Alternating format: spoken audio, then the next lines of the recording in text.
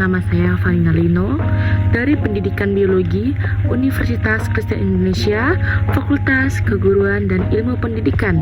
Nah, hari ini kita akan bahas tentang sistem gerak pada manusia. Tenang aja, kita bahas yang penting-penting aja, tapi dengan cara santai ya. Nah, sekarang kita akan melihat tujuan pembelajarannya. Jadi, tujuan kita belajar ini simpel sih, biar kita ngerti cara kerja tulang, sendi, sama otot, dan gimana semuanya bisa bikin kita bergerak dari yang paling simpel sampai yang paling heboh. Sebelumnya pengen nanya nih, kalau kalian pasti pernah main bola, kemudian kalian lari ngejar bola atau nangkap bola yang hampir mental ke muka.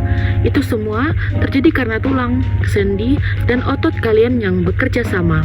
Pokoknya tubuh tuh teamwork banget, nggak ada yang kerja sendirian. Nah, oke, kita akan mulai masuk ke subtopik 1 ya. Di sini ada struktur dan fungsi sistem gerak manusia, kita akan bahas. Nah, di sini ada komponen sistem gerak. Dalam sistem gerak ada 3 tokoh utama nih. Yang pertama ada tulang. Dia tuh alat gerak pasif, diem tapi penting. Keren kan? Kemudian yang kedua ada sendi. Sendi ini penghubung yang paling fleksibel. Yang ketiga ada otot. Dia yang paling pekerja aktif, yang bikin kita bisa ngangkat tangan, lari, atau sekedar melambai kegebetan. Hehe. Nah, kemudian kita lihat fungsi tulang. Tulang itu ya bukan cuma kerangka serem ya, tapi dia juga punya fungsi banyak banget. Dia bisa nyangga tubuh kita, melindungi organ, jadi tempat nempelnya otot, bahkan bikin sel darah juga. Keren banget kan? Nah, pada rangka manusia atau rangka kita ada 2 kategori nih. Yang pertama ada aksial sebagai bagian tengah kayak tengkorak dan tulang belakang, dan apendikular yaitu tangan kaki, pokoknya yang bisa digerak-gerakin deh.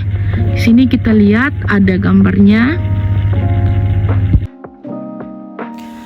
Oke, kita akan masuk ke sendi gerak atau diartrosis, yang dimana ada aksel, peluru, kemudian ada sendi putar, ada sendi pelana, dan sendi geser.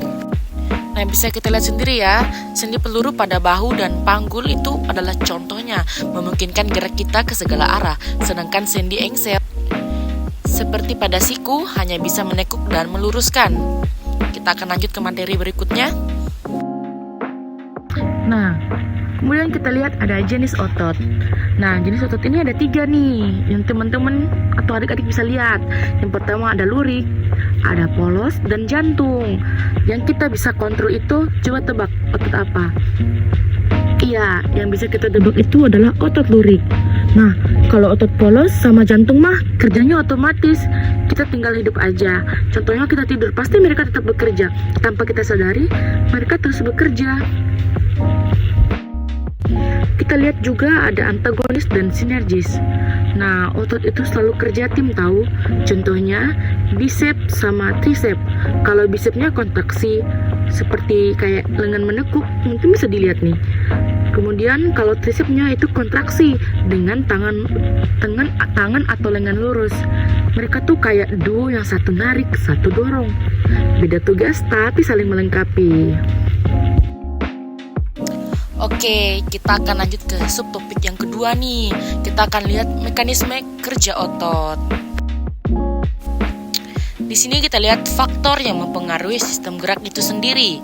Pasti yang kita tahu ada nutrisi, aktivitas fisik, postur tubuh, dan kebiasaan bergerak. Teman-teman pasti tahu, kebiasaan baik seperti olahraga teratur dan pola makan bergizi sangat penting untuk menjaga kesehatan tulang dan otot agar tidak mudah cedera. Oke, kita lihat gerak lengan. Nah, pasti kita menekuk tangan, bicep bisa mengenceng, dan tricep bisa longgar. Pas dilurusin, kebalikannya. Kayak gitu cara kerja antagonis. Simple kan? Ada juga sistem saraf. Nah, kita lihat di sini. Tapi otot nggak bisa kerja tanpa panggilan dari otak. makanya otak kirim sinyal lewat saraf ke otot. Makanya kalau refleks, kita bisa gerak super cepat, kayak pas hampir kejedot pintu. Di sini juga ada perubahan sistem gerak dengan usia. Nah, pasti kita udah tahu dong, semakin bertambah usia, ya kalian tahulah, tulang makin rapuh, otot makin mengecil. Makanya olahraga itu penting, nggak perlu berat-berat. Nah, yang penting rutin.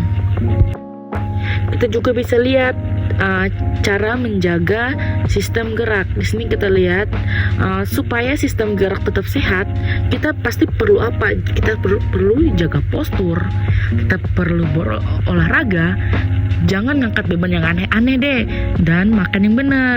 Gak usah ribet-ribet, yang penting konsisten. Jadi kita bisa lihat materi yang ini ya. Nah, sebelum kita akhiri, di sini ada kesimpulan yang bisa kita ambil bahwa tulang, sendi, dan otot itu trio yang bikin kita bisa bergerak. Semua diatur sama sistem saraf. Kalau satu terganggu, gerakan kita ikut kacau. Makanya penting banget buat dijaga.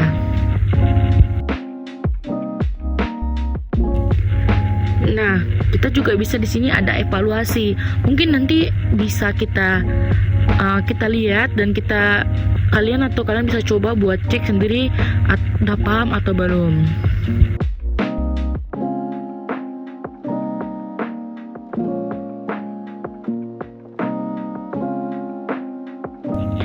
Di sini ada referensi yang saya buat. Materi ini saya ambil dari beberapa jurnal dan penelitian biologi yang relevan. Jadi nggak sekedar dari internet aja.